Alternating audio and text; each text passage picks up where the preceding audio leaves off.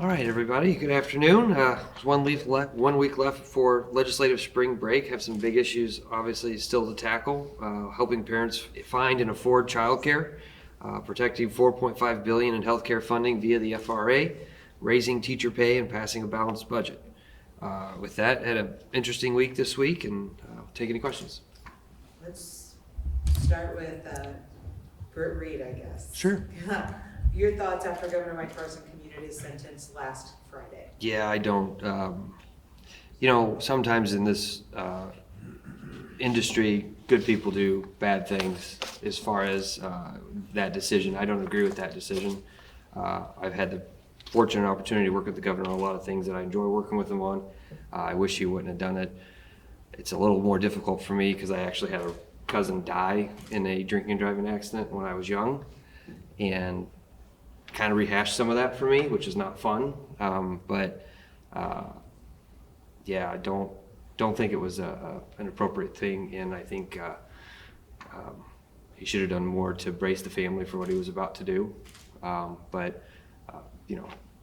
That's a decision that he obviously made, that he decided to do, and we can disagree on that and work on other things together. Having said that, it's tough to know a 5-year-old little girl's gonna live with that. So. I want to then switch gears to the crime bill that passed today. Sure.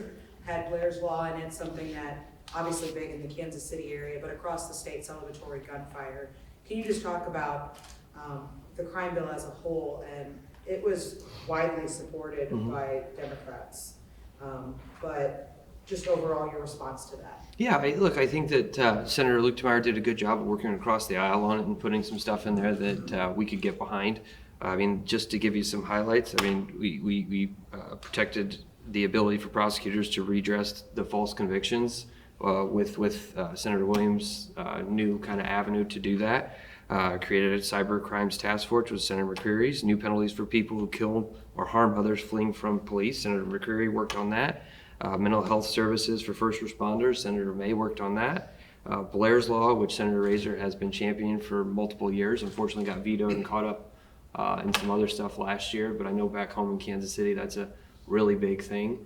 So, I mean, there's ways to do difficult stuff down here if you're willing to compromise and work across the aisle. So we felt that there was enough progress in there for us. I don't want to say everybody, but I felt like there was enough progress in there to support it, and I know a lot of my other Democratic colleagues did too. So there are pathways to move forward on tough stuff down here if you're willing to actually sit down and have conversations. What did you hear from the Democrats that who voted against it? I haven't had a chance to talk to them about it yet, but I think that there was some other stuff I believe in there that some people had issues with on both sides. I mean, we had a lot of Republicans vote against it as well. So, I mean, when you get into these omnibuses, no matter if it's crime or education or whatever it might be, there's always somebody can find something in there to vote against it. So I'd have to have an individual conversations, but I know there were some people who had some reservations about some of the other stuff. With an education. Like the police animal provision? Yeah, I think there was a lot of people who don't believe the 12 to 14 is a big enough jump. So I mean that was some conversations that I had previous to today. I didn't know how they were going to vote until obviously they voted. But there's still some people that don't believe a 14-year-old, and I'm probably in that camp, should be tried as an adult. But in a world where we're in the super minority, it's difficult to get that to what I would call a reasonable age. I mean, we're still having arguments over child marriage. So, we're in a tough spot, but at least we moved the football a little bit on it. On education, Robin just said the goal through it is something that people love a little, or love some and hate a little. What does that look like for you as far as an education bill? Yeah, I mean, I think we're going to end up taking that up at some point next week. At least that's what I've been told to kind of be prepared for. So I think I would expect a pretty lengthy debate on Monday about it, or possibly Tuesday whenever they decide to do it. That's their call. But they've been trying to work pretty hard and trying to figure out if there's any sort of pathway forward on it. Education is just one of those things that kind of crosses partisan boundaries. I mean, labor's that way, education's that way, veterans are that way. There are just a few caveats of subjects that really are nonpartisan. I mean, a lot of rural Republicans love their public schools and are more than willing to kind of stand up to what some people might call a cash grab by other entities. So it sometimes makes for strange bedfellows. We'll see kind of how falls out. What Do do you you think want that- to see? Go ahead. What do you want to see like within that voting? I personally, I mean, there's a lot. I mean, it's pretty. There's a lot of things I'd like to see in education. I'd like to definitely see at least some sort of retention vote on 4-day school weeks. I think that a 5-day school week is essential to preparing kids for college, preparing them for the workforce if they decide to not go to college. I know in Kansas City and in St. Louis as well, we're always competing against Illinois and Kansas, and some of those kids that graduate from high school are going to be applying for the same jobs as people in Blue Valley, in North High School in Kansas, in the Kansas area. And I think it might be a shell shock for someone that's used to 4 days a week now having to be thrown into the workforce at 5 days a week. So at the very least, I'd like for the places that have gone to it to have a voice, to have a vote on it, not just a school board saying it, but take it to an actual vote. I understand in rural areas, it's difficult to get kids to school, right? Like it's just a sprawl issue, and maybe in rural areas there's an actual reason for it. But when you start getting into the urban communities where there isn't sprawl, I think I would prefer a 5-day school week. At the very least, I think there should be a public vote.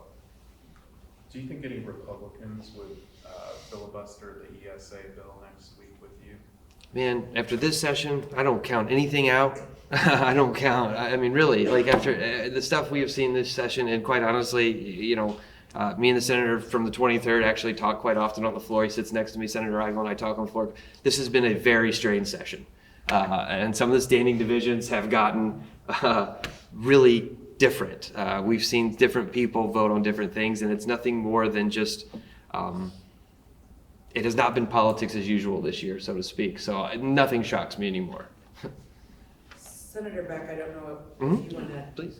does that mean that, I mean, I'm not going to put you on the spot about, will you file an amendment next week? But since your bill was heard in committee already about 5-day school weeks, is that, what's your plan?